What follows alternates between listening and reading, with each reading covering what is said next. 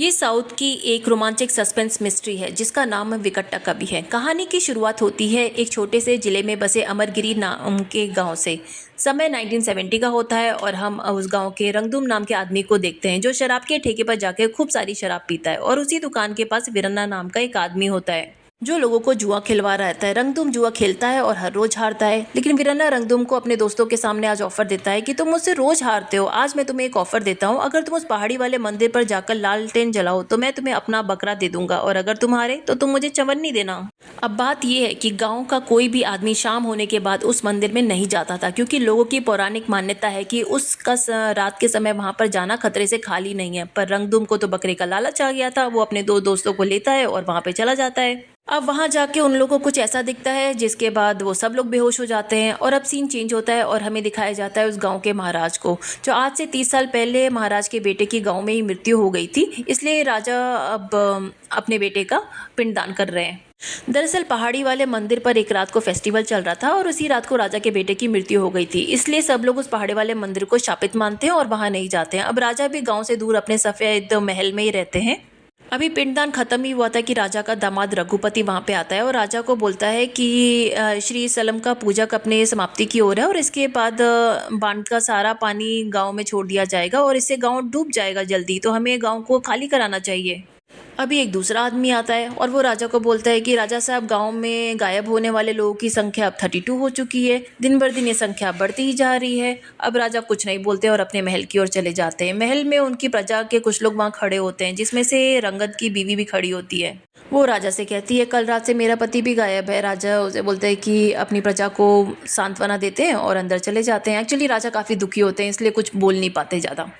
अब कहानी शिफ्ट होती है हैदराबाद में। रामाकृष्ण नाम के एक बंदे को देखते हैं जो अभी अभी ग्रेजुएशन कंप्लीट किया है। शहर में जहाँ भी कोई भी घटना रहती है ना, पुलिस वाले सबसे पहले केस सॉल्व करने के लिए उसको ही बुलाते हैं। दरअसल रामाकृष्ण का दिमाग इतना तेज है कि वो क्राइम सीन पे जाकर ही अगर एक्यूज को अगर देख लेना तो सीधे बता देता है कि ये मर्डर था, सुसाइड था, इसने मर्डर किया था कि नहीं किया था, क्या हुआ था। वो गेस वर्क करके उसका ऑलमोस्ट अब सही रहता है। रामाकृष्ण को इससे पुलिस से थोड़े बहुत पैसे भी मिलते हैं, जिससे उसका गुजारा भी चलता रहता है। अब इस टैलेंट को देखकर हैदराबाद का नवाब आदम खान रामाकृष्ण के पास आता है और उसे बहुत मनाते हैं कि भाई तुम आ जाओ यहाँ पे। रामाकृष्ण के प्रोफेसर का नाम होता है वेणुगोपाल। ये दोनों स्टूडेंट टीचर से भी बढ़कर अच्छे दोस्त होते हैं। अब दोनों साथ में रामाकृष्ण की माँ के लिए साड़ी खरीदने के लिए किसी दुकान जाते हैं और वहाँ पे जाके उनको पता चलता है कि अरे बाहर तेज बारिश शुरू हो गई है। अब देख के रामाकृष्ण बिल्कुल घर की तरफ दौड़ते हैं।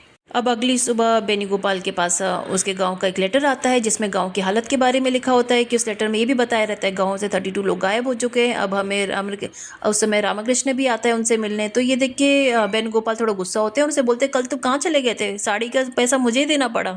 तब रामाकृष्ण उनको बताते हैं कि मेरी माँ को उम्र फोबिया है, मतलब जब भी मेरी माँ बरसात देखती है ना तो काफ़ी घबरा जाती है और बिल्कुल उनको पैनिक अटैक आने लगता है। तभी मैं इसीलिए घर की तरफ तुरंत भाग गया जैसे ही बारिश हुई। अभी वेणुगोपाल का गुस्सा थोड़ा शांत हो जाता है और फिर वो बताने लगते हैं कि हमारे भी गांव में एक प्रॉब्लम है। मैं चाहता हूँ कि तुम मेरे गांव जाओ और वहाँ की प्रॉब्लम सॉल्व करो। जो वहाँ के महाराजा है ना वो तुम्हें इसके लिए इनाम भी देंगे।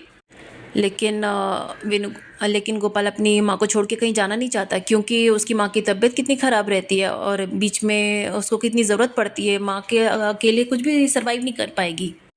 अभी एक दिन की बात है कि माँ की तबीयत और भी ज़्यादा बिगड़ जाती है। उन्हें हॉस्पिटल में एडमिट करवाना पड़ता है। अभी इस इलाज के लिए पैसों की भी ज़रूरत होती है। अब अपनी माँ के इलाज के लिए रामाकृष्ण वेणुगोपाल के पास जाते हैं और बोलते हैं कि मैं आपके गांव जाऊंगा और मैं आपका वहाँ का जो भी प्रॉब्लम है मैं वो सॉल्व करूंगा, बस आपको मेरी माँ का इलाज कराना पड़ेगा। तो वो मान जाते हैं। इसके बाद रामाकृष्ण अमीरगिरी नाम के गांव जाते हैं और इसी दौरान उनकी मुलाकात वहां पे लक्ष्मी नाम की एक बेहद खूबसूरत लड़की से होती है जो अपनी कार में वहां जा रही होती है। रामाकृष्ण को पैदल आता देखकर वो अपनी कार रोकती है और उसे लिफ्ट देती है और वो एक बुक पढ़ती हुई जा रही होती है। उस बुक में फिलॉसफी के बारे में लिखा होता है, तो उसे रामाकृष्ण गेस कर लेते हैं कि तो फिलॉसफी की स्टूडेंट लग रही है। अब राम उस गांव के राजा महाराज के पास पहुंचते हैं और उन्हें वेणुगोपाल जी का लेटर दिखाते हैं और बोलते हैं कि मुझे वेणुगोपाल जी ने भेजा है, आपके गांव में कोई दिक्कत है, मैं उस प्रॉब्लम को सॉल्व करने आया हूं। तो राजा उससे कहते हैं, हमारे गांव में कोई प्रॉब्लम नहीं है, तुम यहाँ से बस पकड़ो और यहाँ से जाओ सीधे। रामाकृष्ण तो शौक ही हो जाता है। फिर रामाकृष्ण बस स्टॉप पर बैठकर बस का इंतजार करने लगता है। तभी उसके पास एक बच्ची आती है और वो उसे कहती है, क्या आप मेरे पिता को ठीक कर सकते हैं, वो सब कुछ भूल गए हैं। ये सब बात सुनकर राम को अपने पिताजी की याद आने लगती है जिसे उन्होंने कभी देखा ही नहीं था।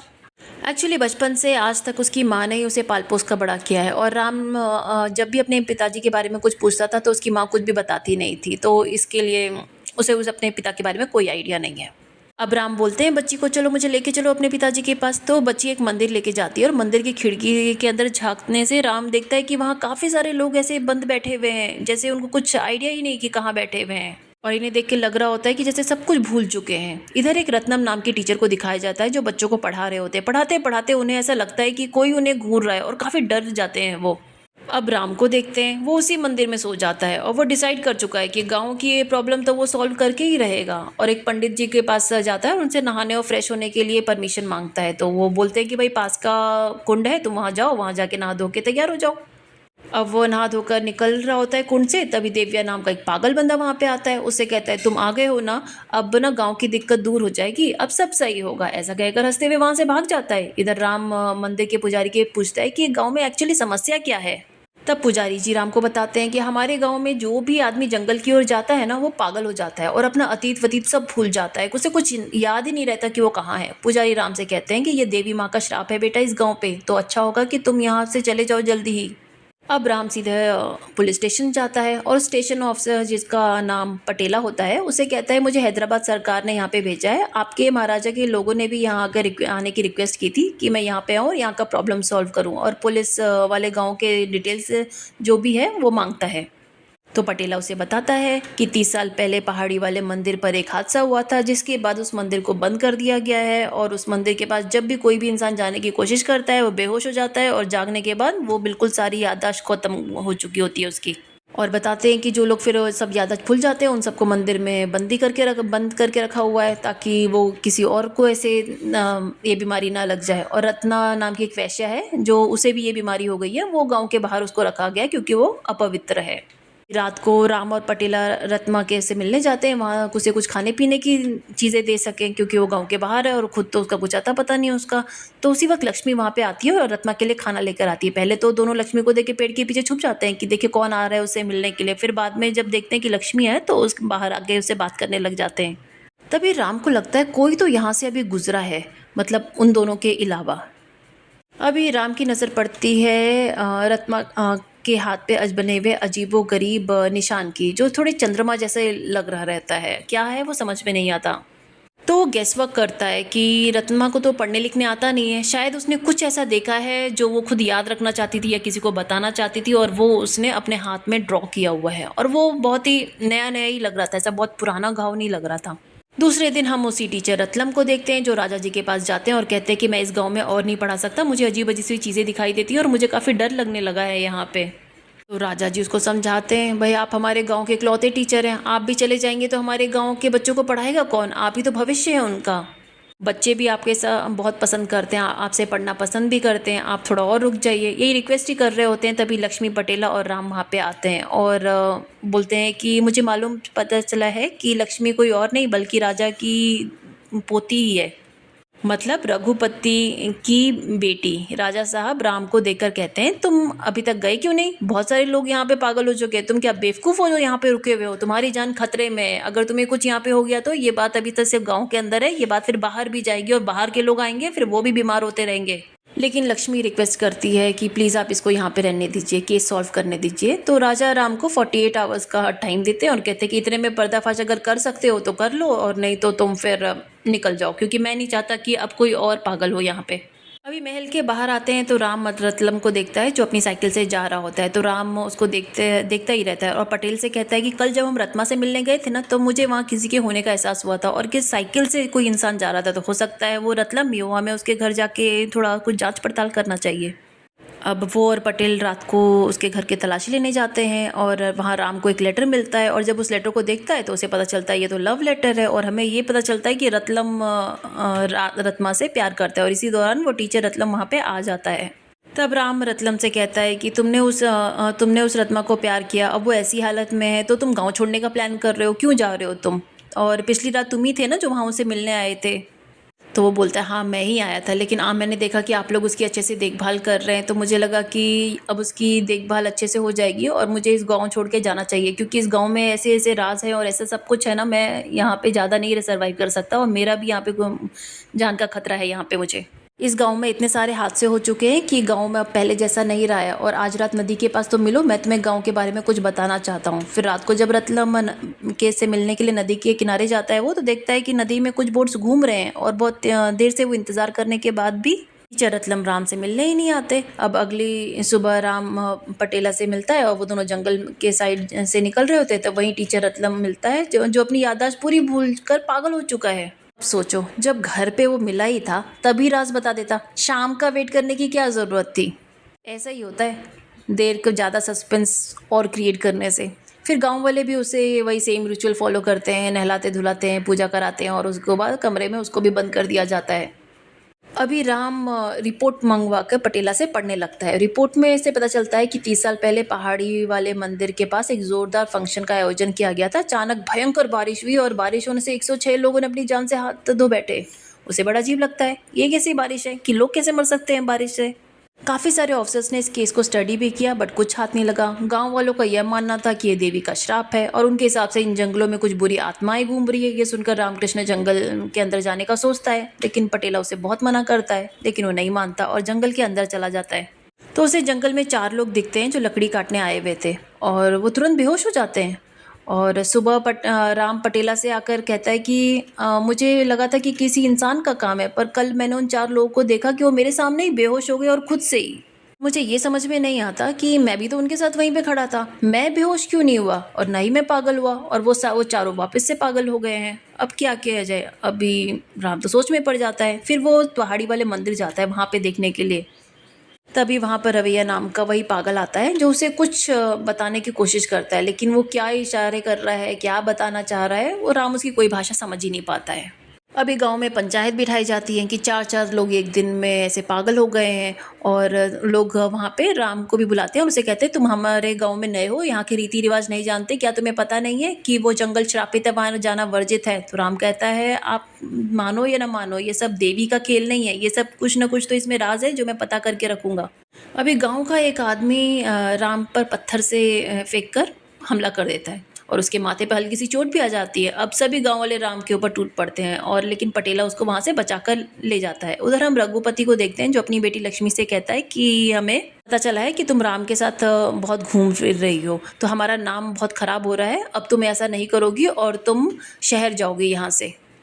और लक्ष्मी उसकी बात सुन के तुरंत मुड़ के वहाँ से चली जाती है, कोई जवाब नहीं देता। और हमें ये भी पता चलता है कि लक्ष्मी की माँ पैरालाइज हो चुकी है। वही लक्ष्मी की तो अपने पिता की बातें इग्नोर ही कर लेती है और राम से मिलने रात को फिर से जंगल में जाती है।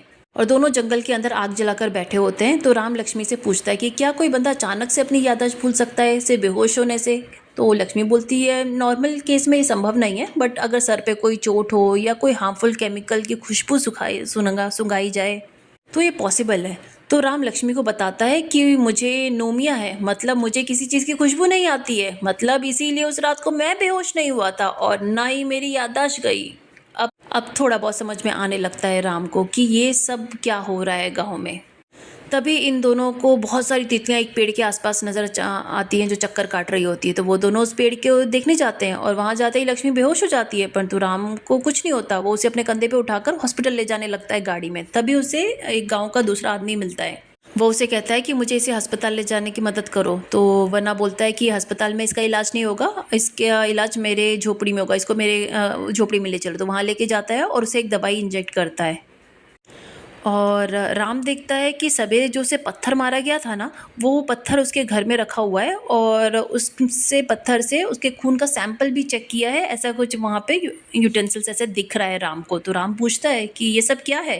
तो वरना तो राम को ही जख्मी कर देता है। और आज पूर्णिमा की रात है, बोलता है, और आज रात उस फूल की खुशबू आएगी, इससे पूरा गांव बेहोश हो जाएगा और पागल हो जाएगा। अब वहीं राम को देखते हैं जो इस तरह बिरना के चंगुल से छूट जाता है और लक्ष्मी को लेकर गांव की तरफ बढ़ता है। अभी यहाँ आकर राम देखता है सभी गांव वाले हिप्नोटाइज होकर इधर उधर जा रहे हैं, सब अपनी याददाश्त भूल चुके हैं। इधर राम लक्ष्मी को सुरक्षित जगह पर छोड़कर उस पेड़ के पास जाने लगता है। फिर वरना भी वहाँ पे आ जाता है और राम को रोकने की कोशिश करता है। दोनों की ज़बरदस्त फाइट होती है। अब राम वरना को कार में डालकर उस कार को ही पेड़ में जाके घुसा देता है और पेड़ के पास जाके आग लग जाती है। अब पेड़ जल के राख होने से गांव के सब लोग नॉर्मल हो जाते हैं। अगली सुबह तक राम राजा के पास जाता है और उन्हें बताता है कि मैंने उस पेड़ को जला दिया था, बट मुझे समझ नहीं आया कि उस बीमारी का एंटीडोट वरना के पास आया कैसे, और उसकी गांव वाले से क्या दुश्मनी है भला। और वरना को अगर इस गांव का के लोगों का के बीमारी के बारे में पता था तो एंटीडोट क्यों नहीं दिया उसने कभी किसी को। अब राजा साहब राम को धन्यवाद करते हैं और बताते हैं कि तुमने इस गांव की मुसीबत को ख़त्म कर दिया है और शायद मेरी भी मुसीबत तुम ख़त्म कर सको। तो अब राजा अपने बेटे की कहानी उनको सुनाते हैं। मेरा बेटा महादेव लंदन से पढ़ के आया था। पढ़ाई खत्म करने के बाद वह गांव आया और एक आदिवासी लड़की से प्यार करने लगा और उससे उसने शादी कर ली। लेकिन एक रात को मेरे बेटे की ना पता नहीं कैसे तो हत्या हो गई और मैं वहीं पे था। तो मेरे बेटे ने मुझे कुछ बताना चाहता था तो उसने मुझे सिर्फ ये कहा कि किले की पूर्व की ओर, इतना ही बोल पाया और उसकी बाद उसकी डेथ हो गई। मैंने हर जगह छान मारा, मुझे कुछ नहीं मिला और ये सवाल मेरे कान में आज तक गूंज रहे हैं और प्लीज़ तुम इसको भी ज़रा सॉल्व करो, क्योंकि कुछ दिनों के बाद श्री सैलम प्रोजेक्ट भी ख़त्म हो जाएगा और मेरे बेटे का राज पानी में डूबकर कहीं दफन हो जाएगा, क्योंकि ये गांव पूरा पानी में दफन होने वाला है। हम लोग सब कहीं और जाके रहेंगे। अब राम राजा के पुराने महल की तरफ जाता है कुछ तथ्यों को एग्जीक्यूट कर सके। यहाँ राम को महादेव और उसकी बीवी की फ़ोटोज़ मिलती है और अब हमें इस सीरीज़ का सस्पेंस पता चलता है। महादेव कोई और नहीं बल्कि राम के पिता थे, क्योंकि महादेव के बगल में ही उसकी माँ की फ़ोटो लगी हुई है। महादेव को मरने के बाद राम की माँ गांव छोड़कर हैदराबाद चली गई थी और फिर पटेला राम को उस जले हुए पेड़ के पास लेके जाता है और कहता है कि अरे हमने हर जगह छान मारा, वरना की लाश कहीं नहीं मिली, मतलब वो अभी जिंदा है। तभी वहाँ पे एक आदिवासियों का समूह आता है। समूह के साथ एक मुखिया पशुपति भी होता है। वह राम से कहता है कि तुमने व्यर्थ में एक पेड़ की जान ली है और देवी माँ का श्राप है। अब तुम लोगों को ना कहर बरसेगा, जैसे पहले बरसात हुई थी ना ऐसी, और इससे लोग मर गए थे, ऐसा देखना फिर से होगा। तभी राम की नज़र उसकी छाती पे पड़ती है जो एक टैटू बना होता है। सेम टैटू उसकी छाती पे भी बना होता है, यानी राम की छाती पर, लेकिन वो अधूरा रहता है। तब राम महल के पुल की ओर छानबीन करने जाता है अभी, और वो काफ़ी ऑब्जर्व करता है कि कोई उसका पीछा कर रहा है तो उसे पकड़ने की कोशिश करता है, लेकिन वो भाग के निकल जाता है। अब राम पटेल को लेकर पशुपति के पास जाता है, उनसे महादेव के बारे में पूछने लगता है। तो वो बताते हैं कि राजा के बेटे ने हमारे धर्म की लड़की से शादी की, पर उसने हमारे रीति रिवाज को ठुकरा दिया, इसलिए देवी माँ ने उसे श्राप दिया है। यह सुनकर वो वापस आ जाता है और रास्ते में पटेल का आदमी राम से कहता है कि तुम मानो ना मानो, मेरे हिसाब से विरना और रघुपति के बीच कोई ना कोई संबंध जरूर है। उस रात विरना पूरे गांव का सर्वनाश चाहता था और उसी रात को रघुपति अपनी फैमिली के साथ शहर शिफ्ट होने वाला था। विरना के पास में ही एंटीडोट होता है जो वो कभी किसी को नहीं देता, और वो उसने सिर्फ लक्ष्मी को तुरंत दे दिया। अब उसे समझ में नहीं आ रहा होता है तो वो राम सोच में पड़ जाता है और सीधा राजा साहब से जाकर मिलता है और उनसे कहता है कि मुझे महादेव के बारे में थोड़ा डिटेल में जानना है, कि मुझे उन चीज़ों के बारे में आसानी होगी कि समझने में आगे। इसी के साथ सीन पास्ट में चला जाता है और हम देखते हैं कि महादेव अपनी पढ़ाई पूरी करके गांव आया होता है। सारे गांव वाले और सब परिवार वाले बहुत खुश होते हैं। तभी महादेव को यह पता चलता है कि उसकी बहन यशोधरा, मतलब राजा की बेटी, रघुपति नाम के लड़के से प्यार करती है और रघुपति के गरीब होने के बावजूद भी महादेव उसे समझा बुझाकर उसके साथ उसकी शादी करवा देता है। उधर महादेव और गौरी बचपन से ही एक दूसरे को पसंद करते थे। महादेव ने वादा किया था कि जब वो वापस आएगा फॉरेन से तो वो आके उससे शादी करेगा। अभी आने के बाद, अब उसने जैसा प्रॉमिस किया था, वो वहाँ से आने के बाद गौरी से शादी कर लेता है। और अब वो, लेकिन राजा इस शादी को मानता नहीं है, तो फिर वो जंगल में ही रहने लग जाता है उसी आदिवासी कबीलों के साथ। अब वो दोनों जंगल में ही रहने लगते हैं। अब अपनी आगे की ज़िंदगी वहीं गुजर बसर करते हैं। कुछ सालों बाद उन दोनों को एक बच्चा होता है। वही कहानी का मेन किरदार रामकृष्ण है। इसी खुशी की वजह से राजा साहब महादेव को अपना लेते हैं और उत्सव वाले दिन गांव के लोग और आदिवासी उसी मंदिर में जाके पूजा कर रहे होते हैं और उसी बच्चे की छाती पर अपनी परंपरा के अनुसार टैटू बनवाने लगते हैं। तभी वहाँ पे महादेव आ जाता है और कहता है कि इतने छोटे बच्चे को आप इतना बड़ा टैटू बना रहे हो, इसको इतना दर्द दे रहे हैं, आप लोग कितने जाहिल हो, और अपने बच्चे को उनके हाथ से छीन लेता है और वहाँ से जाने लगता है। लेकिन तभी पशुपति देवी से कहता है कि आप बहुत पाप कर रहे हैं, आपको इसका पछतावा होगा। तभी वहाँ पे बारिश होने लग जाती है और वहाँ जितने लोग खड़े होते हैं मंदिर के बाहर, सब लोग मर जाते हैं। और महादेव बहुत ही नाजुक हालत में राजा के पास पहुँचा और राजा को मरने से पहले कहा कि महल की पूर्व दिशा की ओर, बस इतना सही बोला और वो चल बसा। अब हमें करंट में दिखाया जाता है कि रघुपति की हमें कुछ सच्चाई पता चलती कि रघुपति ने यशोधरा से प्यार का नाटक करके उससे शादी की ताकि प्रॉपर्टीज़ हड़प सके। और आज से 30 साल पहले उसने ऐसा सा प्लान किया था। जब रघुपति को गुस्सा आता है तो अपना गुस्सा वो कभी भी टाइम लक्ष्मी के ऊपर निकालता रहता है। लक्ष्मी और उसकी माँ दोनों ही काफ़ी परेशान थे उससे।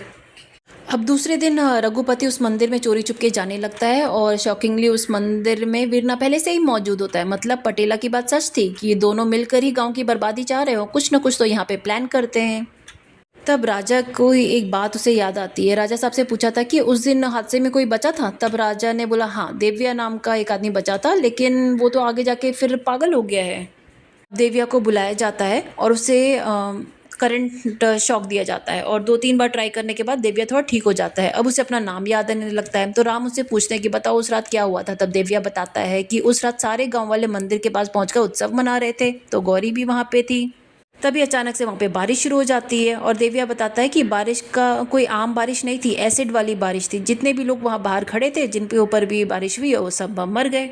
और उस वक्त गौरी, देव्या और रामकृष्ण मंदिर के अंदर होते हैं, इसलिए वो लोग बच जाते हैं। और यह भयानक दृश्य देखकर देव्या पागल हो जाती है। इसी वजह से गौरी, मतलब तुम्हारी माँ, जब भी बारिश होती है ना तो दिखाई देते हो कितना डर जाती है। तो देव्या बताता है कि शादी से पहले तुम्हारी माँ और पिता महल के पूर्व वाले कुएं में जाकर मिला करते थे। फिर भी राम उस पुराने वाले कुएं के पास जाता है और तहकीकात करने लगता है। तब वहाँ कुएं के पास एक उसे पत्थर मिलता है। पत्थर में कुछ लिखा था और उसके अंदर एक बैग मिलता है। वो बैग लाके राजा साहब को देता है। अब उसके देखने पे पता चलता है कि इसमें कुछ केमिकल्स फार्मूला लिखे हुए हैं। उसी रात रघुपति कुछ आदमियों से बैग को हासिल करने के लिए महल आता है। रामकृष्ण को पकड़ने की कोशिश करने लगते हैं, लेकिन रामकृष्ण को मारकर बैग को लेकर भाग जाते हैं। इससे रामकृष्ण बहुत ही घायल हो जाते हैं और राजा साहब को भी कुछ काम की वजह से दूसरे गांव जाना पड़ता है। सो इसी मौके का फ़ायदा उठाकर रघुपति किसी और के पास जाते हैं। एक्चुअली रामकृष्ण ने उस बैग में फेक पेपर्स रखे थे, इसलिए रघुपति को अपने आदमियों को दोबारा भेजना पड़ता है इस बार। और इस बार वो अपने आदमियों के साथ खुद आया रहता है और धमकाने लगता है कि पेपर्स के असली पेपर्स जो है उस बैग में, वो हमारे हवाले कर दो। अब रघुपति रंगे हाथों पकड़ा जाता है राजा के हाथों। उसका सारा पोल खुल जाता है और अब राजा साहब को ये भी पता चल चुका होता है कि रामकृष्ण उनका पोता होता है। और फिर रघुपति से कहते हैं कि बताओ ये बैग तुम्हें क्यों चाहिए था, इस बैग में ऐसा क्या था? तब कहानी पास में जाती है। रघुपति कहता है कि जब महादेव लंदन से इंडिया आया था ना, तो उस दिन रघुपति और महादेव हैदराबाद के नवाब से मिलने गए थे। तो वहाँ के नवाब को बताते हैं कि हमारे एरिया में ढंग से बारिश नहीं होती है। तो मैंने लंदन में बारिश के बारे में रिसर्च की है, तो मेरे रिसर्च से ये पता चला है कि हम आर्टिफिशियल बारिश भी करवा सकते हैं। मैंने एक केमिकल फार्मूला तैयार किया है। उस फार्मूले को आसमान में जाकर उस बादल में डालना है और वाटर ड्रॉपलेट्स बनेंगे, जिससे बारिश हो जाएगी। लेकिन हमारे पास प्लेन नहीं है, तो हमें आपकी प्लेन की ज़रूरत पड़ेगी। तो उस समय तो आदम खां के आदमी भी हाँ कर देते हैं और आदम खां भी बोलता है हाँ भाई ये तो अच्छी बात है। तब भी रघुपति महादेव के पूरे गांव में बरसात करने वाले के लिए वो बहुत ही अच्छा काम करने लग रहा है, ऐसा करके सब लोग सोचते हैं। लेकिन आदम खां अलग से रघुपति को बुलाता है और बोलता है कि इससे तो राजा का परिवार ही आगे बढ़ेगा, तुम्हें क्या मिलेगा? तुम मुझे फॉर्मूला दिलवा दो, मैं तुम्हें अभी अपने पॉलिटिकल पार्टी में भी जोड़ दूंगा और राजा, नेक्स्ट राजा तुम ही बनोगे, उनका परिवार हम ख़त्म कर देते हैं। और इसके बाद एक साइंटिस्ट भी वो लोग भेज देते हैं राजा के साथ काम करने के लिए, जिसका ही नाम विरना होता है, जो गांव में अभी तक छुप के रह रहा होता है। अभी गांव का एक आदमी आता है और वो बताता है कि गांव में झोपड़ी सब जल रहे हैं, तो सब लोग उधर देखने जाते हैं। इसी बीच वरना लक्ष्मी को जख्मी करके रघुपति को अपने साथ ले जाता है। अभी शॉकिंगली हमें पता चलता है कि आदम खान पाकिस्तान से मिला हुआ है और आदम खान पाकिस्तान के एक बंदे से कहता है कि हमारे पास एक फॉर्मूला है, अगर ये फार्मूला किसी पेड़ को इंजेक्ट किया जाए तो उस पेड़ से एक अजीबोगरीब खुशबू आती है और ये सूंघने के बाद ना लोग पागल हो जाते हैं, अपनी याददाश्त खो देते हैं। तो अगर इसका एंटीडोट भी हमारे पास है तो ये हम बॉर्डर में इस्तेमाल कर सकते हैं। इंडियन आर्मी को हम ये सूंघाएंगे और वो पागल हो जाएंगे और हम एसिड की बारिश भी कर सकते हैं। तो इसका फॉर्मूला तुम हमें लाके दो। दूसरे दिन हम देखते हैं रामकृष्ण अपनी माँ को बुलाकर महादेव की कब्र खोदने लगता है, जहाँ जाकर गौरी को यह बात पता चलती है कि अब उसके पति नहीं रहे, तो काफ़ी फूट फूट कर रोने लग जाती है। तो सीन अब पास्ट में जाता है, जहाँ गौरी राम को यह सुनाने लगती है कि अब उस टाइम आ चुका है। वो बताने लगती है कि जब महादेव काम कर रहे थे तब उनको हेल्प करने के लिए विरना आता है और हर तरह से हेल्प करता रहता है, उनके साथ ही रहता है। लेकिन महादेव ने कभी भी उसको बारिश वाला फॉर्मूला कभी नहीं बताया रहता है। अभी फाइनली वो दिन आ जाता है जिस दिन प्लेन उड़ना रहता है, तो गांव के ऊपर से प्लेन उड़ना होता है। उसी दिन आदम खान और रघुपति महादेव से कहते हैं कि हमने तुम्हारा फॉर्मूला बदल दिया है, अब बारिश पानी की नहीं एसिड की होगी। अब गांव वालों को अगर बचाना चाहते हो तो अपना फॉर्मूला हमें दे दो। महादेव मना कर देता है क्योंकि उसे पता है इसका तो बहुत बुरा इफेक्ट भी हो सकता है। लोगों को बचाने के लिए वो मंदिर की तरफ जाने लगता है, लेकिन उससे पहले ही वहाँ पे बारिश हो चुकी होती है और लोग काफ़ी मर चुके होते हैं।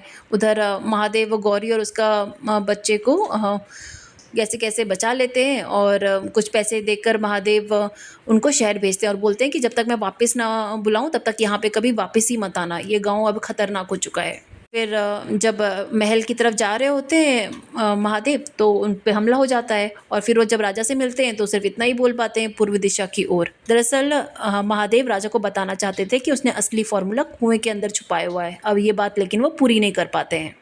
अब राजा को समझ में आता है कि जो नदी के किनारे कुछ बोट्स हमेशा दिखती रहती है ना, वो हमेशा वो केमिकल नोट्स को चुराने आए रहते हैं और वहाँ खोजते रहते हैं। इसके लिए वो बोट्स हमेशा हिलती रहती है और नीचे गोताखोर ढूंढते रहते हैं वो फॉर्मूले को।